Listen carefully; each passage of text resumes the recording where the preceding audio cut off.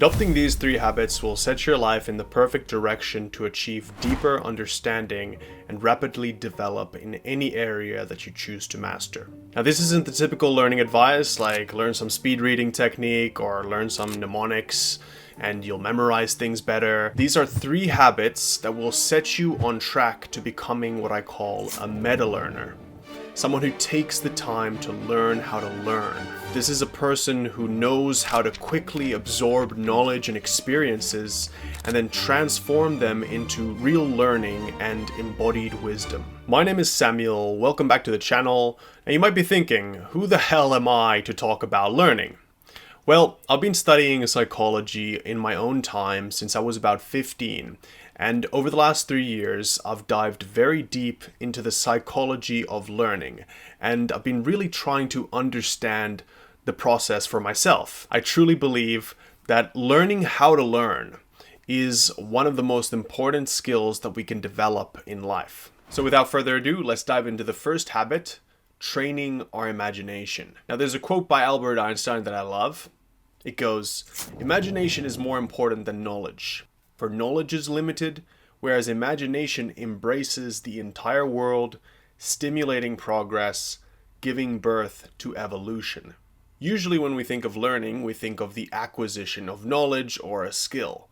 But on an even more fundamental level, learning really begins in our imagination. Imagination allows us to conceive of ourselves and the world around us as it could be. And this is a very foundational aspect to the learning process.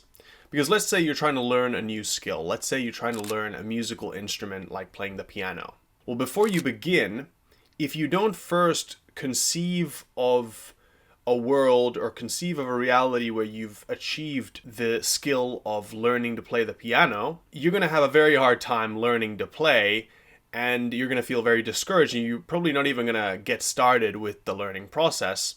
Because in order to create anything in the world, essentially, and which is what we're doing when we're learning something, is really we're creating a skill or an understanding, we first need to imagine it in our minds. So making it a habit of regularly going into your imagination and envisioning what you want to learn is very important. It's crucial for the learning process. Now, I would argue that the people who are very fast learners, they do this almost intuitively. But what's great about the mind is you can actually train it to start to think in this way, think in terms of visions and outcomes that you want to create in the world. So on a regular basis, you want to go into your mind's eye, into your imagination, and just imagine what you want to learn. So whether it's a new skill or a deeper understanding over a subject, or you just want to complete a project that requires you to learn certain things that you don't currently know how to do. Whatever it is, you want to imagine that outcome in your mind, and you want to do this on a regular basis in order to train your mind's ability to imagine and visualize the outcomes that you want to create, the things that you want to learn. The next habit is keeping a journal. But not just any kind of journal. We're not talking about a regular journal where you just write down your to-do list. We're talking about a learning journal.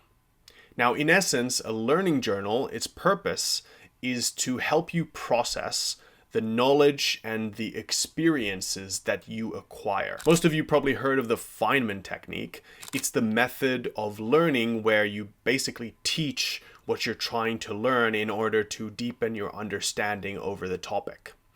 Now, a learning journal, what's great about it is it allows you to apply this method very efficiently. Because when you write about what you're learning throughout the days and weeks, what you're doing is you're essentially you're challenging yourself to articulate the insights that you're having.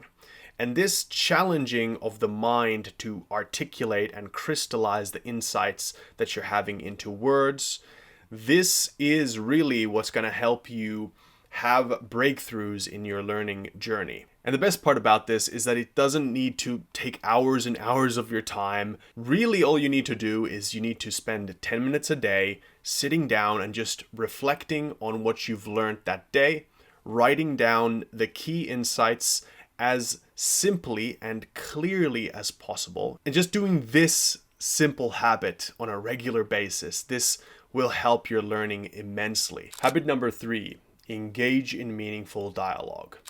One of the best memories I have from middle school and early on in high school is the masterminds I would have with my best friend. We would discuss topics we were learning about, usually related to things like science, personal growth, philosophy, and spirituality, and we would dive deep into these conversations that would often go on for hours, and by the end of the sessions, it often felt like my brain had completely been rewired simply through this active exchange of ideas and perspectives. Looking back, these dialogues were crucial for my learning and growth because they exposed me to new viewpoints that I could not have had on my own. Since then, I've been using dialogues as a tool for my own learning. Now, the best way I've found to do this is to form meetups with people who are actively learning new things and developing themselves. And if you're trying to learn a specific skill, like let's say writing, try to find other people who are also learning writing.